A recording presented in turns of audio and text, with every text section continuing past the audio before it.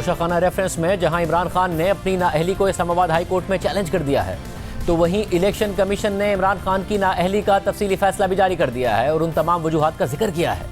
जिसके तहत election commission ने इमरान खान को नाअहल किया। और अपने फैसले की दलील में इलेक्शन कमीशन ने सुप्रीम कोर्ट के ही मुतादिद फैसलों का हवाला भी दिया है। इस फैसले में क्या तफसीलात बताई गई हैं, इस पर बात करने से पहले जायजा लेंगे आज इस्लामाबाद हाई कोर्ट में होने वाली समाअत का, जहां अदालत ने इलेक्शन कमीशन का फैसला आज ही मुअत्तिल करने की इमरान खान की दरख्वास्त तो मुस्तरद कर दी है, मगर यह भी वाज़ेह कर दिया है कि इमरान खान की नाअहली महज एक सीट की नाअहली है और वो अब भी दोबारा इलेक्शन लड़ सकते हैं। यानी इमरान खान नाअहल नहीं हुए हैं बल्कि डी सीट हुए हैं। जियो न्यूज़ के नुमाइंदे उवैस चौधरी के मुताबिक चीफ जस्टिस अतर मिनल्ला ने रजिस्ट्रार ऑफिस के एतराज़ात से मुतालिक इमरान खान के वकील बैरिस्टर अली जफर से सवाल किया कि एतराज़ात क्या हैं, तो अली जफर ने जवाब दिया कि इलेक्शन कमीशन ने फैसले की मुसद्दिका कॉपी नहीं लगाई, इलेक्शन कमीशन ने फैसला जारी नहीं किया, सिर्फ 2 सफ़े मिले हैं। तो चीफ जस्टिस ने उनसे पूछा कि आप ये बता दें कि इस मामले में जल्दी क्या है, आपके मौकिल तो पार्लियामेंट जा ही नहीं रहे। तो अली जफर ने जवाब दिया कि इमरान खान को नाअहल करार दिया गया है और उन्होंने आइंदा इलेक्शन लड़ना है। इलेक्शन कमीशन ने करप्ट प्रैक्टिस पर प्रोसिक्यूट करने का भी कह दिया है और मामला ट्रायल के लिए भिजवाने का भी कहा है।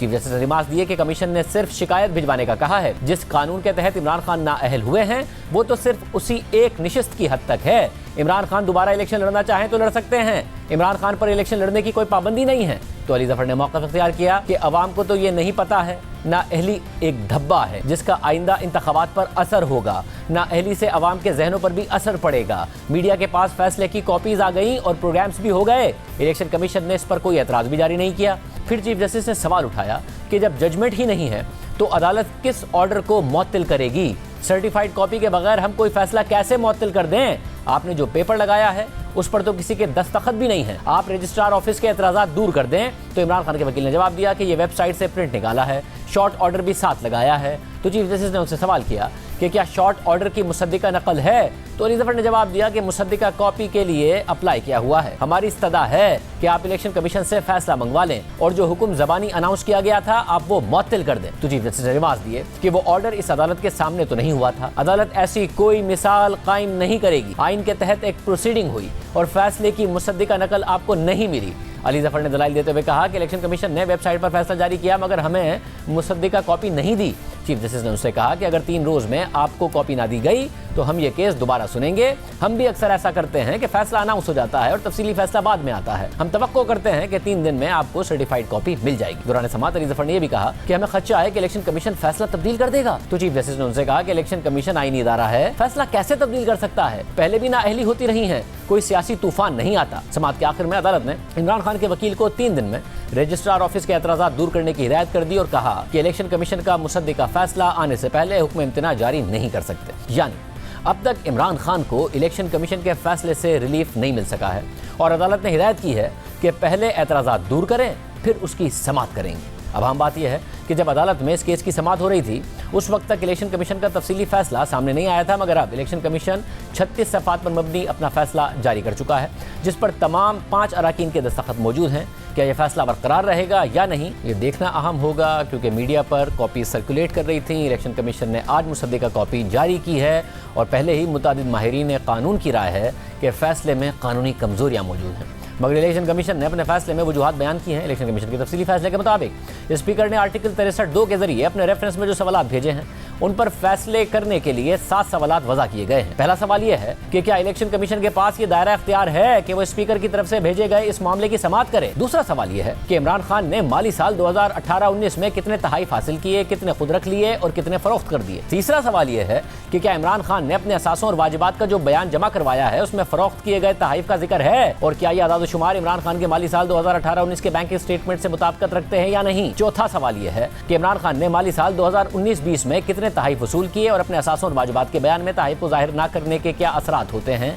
और पांचवा सवाल यह है कि एफबीआर में माली साल 2019-20 में तहाइफ की कीमत जाहिर करने के क्या असरात होते हैं और इसे इलेक्शन कमीशन में अपने असासों और वाजिबात के बयान में जाहिर न करने के क्या असरात होते हैं। छठा सवाल यह है कि कितने तहाइफ इमरान खान ने माली साल 2020-21 में वसूल किए, उसमें से कितने रख लिए और कितने फरोख्त कर दिए। और सातवां सवाल यह है कि आया उन तहाइफ की जो कीमत इमरान खान ने साल 2020-21 में जाहिर की वो फॉर्म बी के तकाज़ों के मुताबिक है या नहीं। जिसके बाद इलेक्शन कमीशन ने अपने फैसले में लिखा कि पहले सवाल के जवाब में इमरान खान के वकील ने इलेक्शन कमीशन के दायरा कार पर अपने दलाइल के दौरान एतराज उठाया और 3 ग्राउंड्स लिए हैं। इमरान खान के वकील ने पहला ग्राउंड ये लिया है कि 120 दिन की मुद्दत खत्म होने के बाद कमीशन के पास असासों और वाजिबात का मामला दोबारा खोलने का इख्तियार नहीं है। इमरान खान के वकील ने दूसरा ग्राउंड लिया है कि कमीशन के पास आर्टिकल 62(1)(f) के तहत इमरान खान की नाअहली के सवाल का फैसला करने का इख्तियार नहीं है। जबकि तीसरा सवाल ये उठाया है कि आर्टिकल 63(1)(p) के तहत नाअहली का सवाल ही नहीं उठा है, तो इसलिए कमीशन के पास इस हवाले से नाअहली का फैसला करने का इख्तियार नहीं है। इन तीनों ग्राउंड्स का जायजा लेते हुए इलेक्शन कमीशन ने सुप्रीम कोर्ट के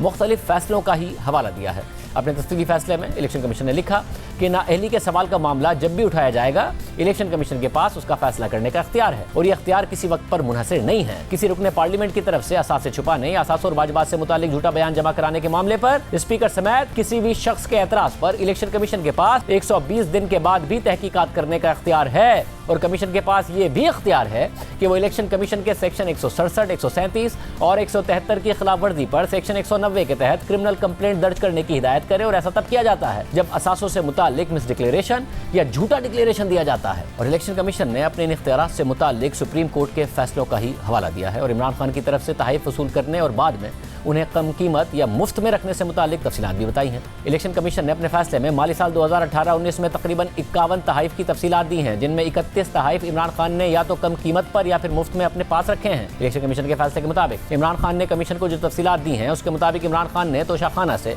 तहफ़्फ़ 2 करोड़ 15 लाख की तयशुदा कीमत पर खरीदे हैं और इन तहफ़्फ़ की मजमूई कीमत असल में 10 करोड़ 79 लाख से ज़ायद थी। फैसले के मुताबिक इमरान खान ने यह तस्लीम किया है कि तमाम तहफ़्फ़ में से उन्होंने 4 तहफ़्फ़ 30 जून 2019 से पहले ही फरोख्त कर दिए थे, इसलिए उन तहफ़्फ़ का 31 जून 2019 को दायर किए जाने वाले असासों के बयान में नाम से जिक्र नहीं था। इमरान खान ने मज़ीद बताया है कि तहफ़्फ़ को फ़रोख्त करने से जो रकम मौसूल हुई वो बैंक अल-फलाह के अकाउंट में आई और इस रकम का जिक्र 2019 के टैक्स रिटर्न्स में ज़ाहिर भी किया गया है। इमरान खान ने यह भी बताया है कि तहफ़्फ़ की मजमूई कीमत 2 करोड़ 10 लाख रुपए से ज़ायद थी और उनको फ़रोख्त करने की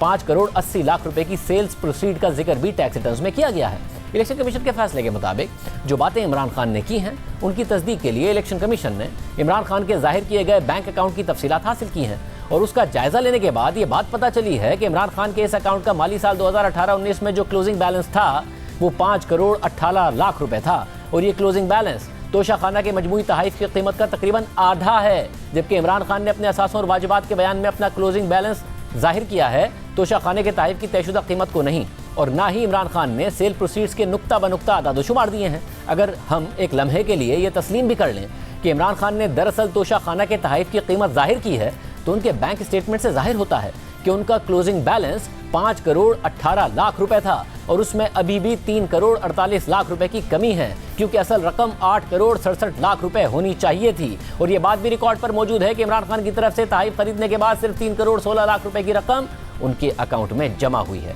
इमरान खान ने तहफ़्फ़ की तफसीलात नहीं दी हैं, ना ही उनको फ़रोख्त करने और उनसे हासिल होने वाली रकम की तफसीलात दी हैं जो फॉर्म बी के तहत ज़रूरी हैं। इलेक्शन कमीशन ने अपने फैसले में मज़ीद लिखा है कि इमरान खान ने इन तफसीलात को जाहिर न करने की कोई वजाहत नहीं दी है कि ये गैर इरादी और हादसाती गलती थी। इमरान खान ने वाज़ेह तौर पर तफसीलात छुपाकर इलेक्शन एक्ट के सेक्शन 137 और 173 की खिलाफ वर्जी की है जो झूठा बयान और गलत बयान हल्फी जमा कराने के मुतरादिफ है, जिस पर आर्टिकल 63(1)(p) लागू होता है। जिसके बाद इलेक्शन कमीशन ने इमरान खान की तरफ से माली साल 2019-20 में हासिल किए गए तहफ़्फ़ की तफसीलात का जिक्र किया है और बताया है कि इस माली साल में इमरान खान ने 19 तहफ़्फ़ वसूल किए हैं, जिनमें से 10 तहफ़्फ़ या तो कम कीमत पर या मुफ्त में इमरान खान ने अपने पास रखे हैं और उन तहफ़्फ़ की तफसीलात और सेल प्रोसीड से मुतालिक इमरान खान ने तस्लीम किया है कि उन्हें इलेक्शन कमीशन के सामने माली साल 2019-20 में जाहिर नहीं किया गया। मगर इमरान खान ने यह कहा है कि उन्होंने तहफ़्फ़ को खरीदने की कीमत माली साल 2019-20 के टैक्स रिटर्न्स में जाहिर की है जो 80 लाख रुपए बनती है। इमरान खान ने अपने जवाब में यह भी कहा है कि उन्होंने 3 बड़े तहफ़्फ़ को आगे किसी और को तोहफे की सूरत में दे दिया था,